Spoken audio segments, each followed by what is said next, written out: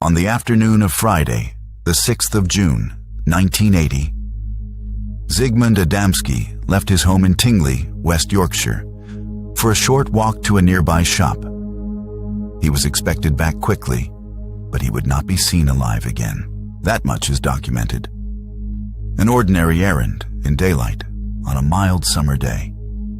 The mystery begins right there, between a familiar road and a disappearance no one later explained. He was 56 years old, a coal miner, married, settled, and known as a quiet man. Accounts of his life did not describe chaos, flight, or sudden instability, and that matters. Because when people vanish without warning, investigators look for motive, pressure, and pattern. But in this case, the early picture looked plain, almost calm. According to later reporting, Zigmund had spent much of his earlier life in Poland before moving to Britain with his wife. By the time of his disappearance, he had built a small, stable life in rural England. There was no publicly established sign that he intended to leave home and not return. No confirmed statement, no recorded plan, no known farewell. His wife, Lottie, waited for him to come back. And as hours passed, concern became alarm. He had also been expected at a family wedding soon after, which makes the next question sharper. Why would a man with near-term plans vanish in the middle of an ordinary afternoon? No one could answer that then, and no one has fully answered it since. Days passed without a confirmed solution. And then, on the 11th of June, the story changed completely. It changed in Todmorden, more than 20 miles from where Zigmund had started. At around the middle of the afternoon, Trevor Parker arrived at a local coal yard for the next shift. He looked toward a tall pile of coal and saw a body lying on top. That body was later identified as Zigmund Adamski. And from that moment on, the case stopped being only a disappearance. Now it was a death inquiry, but not one that became easier with discovery, because the scene itself introduced contradictions before any theory had time to settle. According to Parker's account, the body had not been there earlier that day. The yard had been closed, and the gates had been locked. If that account was accurate, the window in which the body appeared was narrow, and narrow windows create pressure because they cut down easy explanations. Constable Alan Godfrey was one of the officers who responded, and his name would later become inseparable from the case. But at the start, what mattered was the scene in front of him. A body lay on top of a coal pile, visible, exposed, and difficult to place there quietly. That alone raised a basic question. Why here? If someone wanted to hide a death, this was not a natural choice.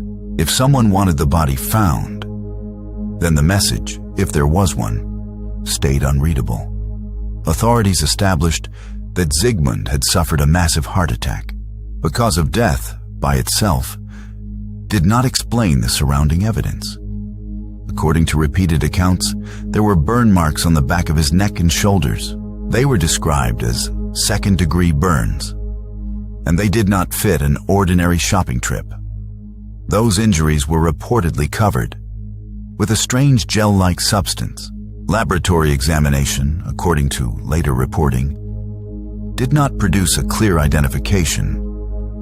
That detail matters because it suggests contact, handling, and possible treatment by another person. Someone, at some point, may have done something to those burns. But who, where, and why remained unclear. There were no publicly known hospital records showing Zigmund receiving treatment for such injuries. So the next question becomes sharper. If the gel was applied, then by whom? The body itself created another contradiction. It was reportedly very clean. There was said to be little or no coal dust on the skin or clothing. On paper, that sounds small, except one detail does not fit. If Zigmund had climbed onto that coal pile by himself, or struggled across it, the condition of the body might have looked different. A clean body on a dirty surface forced people to think again about placement. Then there was the clothing. Reports said his coat was fastened incorrectly, and other items were not arranged in a normal way. His shirt was missing, and so were his watch and his wallet. That changes the picture, because missing personal items often point toward human involvement, but even there, the case refused to stay tidy. If he had been robbed, why place the body so strangely afterward? If he had been abducted, why return him in such an exposed location? And if the clothing had been put back on badly, then someone may have dressed him. Here is another recorded problem. Despite being gone for 5 days, he reportedly showed only limited beard growth. That detail became one of the most discussed points in the case. It does not prove anything supernatural, but it does create a physiological question about what happened during the missing period. Some later accounts also stated that he had eaten during those missing days, though not on the day he died. If true, that would suggest he was not simply wandering, starving, or sleeping rough without contact. So where was he? And in whose company? Those are the two questions that sit underneath every later theory. Not just how he died, but where he spent those missing days before his body appeared in Todmorden. Now return to the coal yard itself, because the geography matters. The body was on top of a pile, not beside it, not behind it, not hidden near it. That makes the physical act of placing him there a central part of the mystery. How did he get up there, and why did the surface reportedly show so little trace of the journey? No clear series of footprints became the answer. No simple reconstruction erased the difficulty. That does not mean the impossible occurred, but it does mean the normal explanation never arrived cleanly. The coroner, according to later retellings, stated that Zigmund must have experienced significant pain or fear before death, and that line stayed with the case, because it added human weight to the strange evidence. This was not only a puzzle, it was the final story of a real man whose last known days disappeared behind injuries, absence, and silence. So investigators and later commentators tried to build order from fragments, and the first place to begin was the grounded explanation. One theory suggests Zigmund was abducted or restrained by another person, held somewhere private, injured, and later dumped. This is the most conventional path, and for that reason, it has always deserved serious attention. It sounds strong for several reasons. First, the missing wallet and watch suggest contact with another individual. Second, the burns and gel imply intervention, whether violent, medical, or both. Third, the misplaced clothing suggests the possibility that someone else dressed him after the fact. A human abduction theory also fits the broad pattern of a disappearance with no public trace. If he was stopped early in his walk, taken somewhere enclosed, and kept from view, that could explain the missing middle. So that's plausible, but not verified, because the grounded theory explains only part of the case and leaves the hardest physical questions in place. Why choose a coal yard instead of a more concealed dumping site? Why place the body high and exposed in a location likely to attract immediate attention? Why leave no clearer sign of how the body reached that position? And why has no publicly established chain of evidence ever fully tied the disappearance to a known offender? Years after the event, another grounded angle developed around reported family tension. Investigators revisiting the case pointed toward a dispute involving a female relative and her estranged husband. According to those later accounts, that relative had been staying with the Adamskis. There were reports of legal and domestic strain and of bitterness around that situation. From there, some people formed a more specific hypothesis. One theory suggests Zigmund may have been taken as leverage. inside a family conflict that was not truly his own. That theory sounds strong because it introduces motive, access, and a reason for pressure. It may also explain how he could have been held alive for several days. A shed, outbuilding, or private space would fit that portion of the puzzle better than open wandering. So that's plausible, but not verified. Because the record does not publicly confirm that such a kidnapping took place. And even if it had, several problems still stand. A panicked offender disposing of a body might choose concealment, not exposure. A human captor might cause injuries. But why apply a gel? Why redress the body badly instead of simply abandoning it out of sight? And once again, how does the body reach the top of the coal pile without a cleaner trail? That is where the grounded theory keeps running into the same wall, and that is where the case begins to take a stranger turn. Todmorden and nearby areas later gained a reputation in public discussion for unusual sightings. That background did not solve anything, but it gave the case an atmosphere people noticed. And then there was Alan Godfrey. His later experience changed how many people talked about Zigmund Adamski. Several months after the body was found, Godfrey reported an unusual incident while on duty. He was investigating reports connected to cattle when he said he saw a strange object in the road ahead. At first, according to his account, he thought it was an overturned bus. Then, as he approached, he believed it was something else entirely. He described the object as hovering. He reported radio failure, and later believed time had passed that he could not account for. That story, on its own, became famous. But in relation to Adamski, it acted like a second current feeding into the first mystery. One theory suggests Zigmund's death was connected to a non-human event of some kind. That idea became popular, not because it was verified, but because several details felt resistant to ordinary explanation. It sounds strong to believers for three main reasons. First, the body's placement on the coal pile seemed highly unnatural to some observers. Second, the limited stubble growth, the strange gel, and the missing period seemed difficult to fit into a routine criminal sequence. Third, Godfrey's later account made the region feel, to some people, like part of a larger pattern. People are often drawn to narratives where two unresolved events seem to echo one another.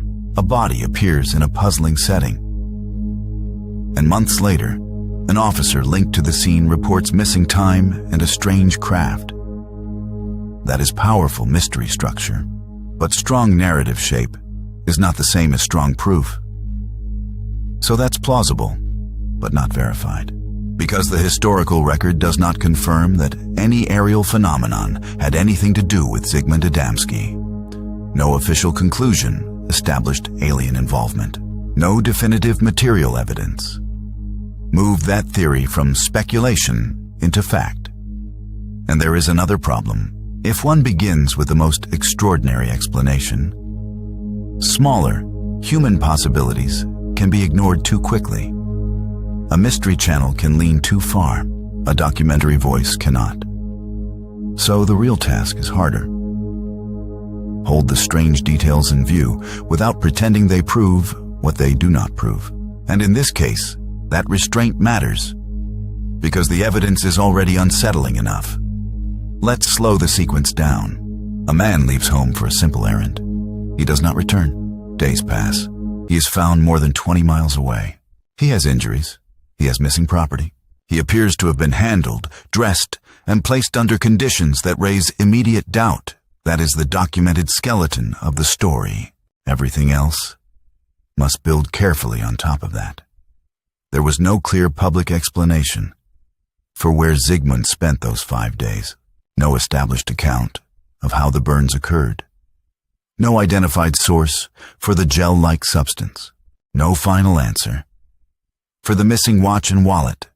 No complete explanation for the condition of the clothing. And no resolution that closed the path from Tingley to Todmorden. That is why the case stayed alive, not because every detail was beyond nature, but because enough of them refused to align. Some researchers have argued that the body may have been transported more conventionally than later myth suggests. Perhaps the lack of obvious trace was overstated, misremembered, or too confidently interpreted. That is worth considering. Real investigations are not built only from mystery, but also from limits in observation. Later retellings can smooth uncertainty into stronger wording than the original record supported. And once a case becomes famous, the legend can press against the file. So one grounded caution is this: some details may sound cleaner in retelling than they did in the moment. That possibility does not remove the mystery, but it affects how certain any single claim can be. For example, the idea that the body seemed almost dropped from above became one of the most repeated lines. It is memorable, visual, and eerie. But as documentary framing, it should remain a description of impression, not a proved mechanism. Impression is not evidence, even when it grows out of evidence. The same applies to the stubble detail. If later accounts are accurate, it remains strange. But strange does not instantly equal suspended animation. It means only this: the condition of the body did not fit easily with the expected timeline in the public imagination. And that still matters, because cases often survive on exactly that kind of mismatch. Zigmund was not introduced to the public as a notorious figure, a criminal, or a man courting danger. He was introduced as ordinary. And ordinary people anchor mystery more deeply. A shopping trip is familiar. A missed return is believable. A body on a coal heap, far from home, is where reality begins to slip. That is why the story stayed with people. It is not just the oddity. It is the violence done to normal expectation. Now consider the timing again. He vanished on the 6th of June. He was found on the 11th. Those missing days are the silent center. And every theory is really a theory about them. If the human abduction theory is right, then the missing days were days of captivity, injury, and concealment. If a more unusual theory is right, then those days hold something the record could never clearly capture. And if neither theory is fully right, then the truth may sit in a less dramatic space, but still remain unreachable. A private act, poorly reconstructed, can still look impossible from the outside. Still, honest framing does not make this case ordinary. Even stripped back, it remains deeply difficult, because the body was there. The injuries were there. The missing property was there. The distance from home was there. The uncertainty around handling was there. And the unanswered middle was there. Those are not inventions. They are why people still return to the case. So what is on record in broad form? Zigmund disappeared after leaving for a local shop. He was found dead days later, in Todmorden, on a coal pile. He had suffered a heart attack. There were reported burns and a gel-like substance. Some of his belongings were missing. The state of the clothing was unusual. The circumstances of placement remained controversial and unresolved.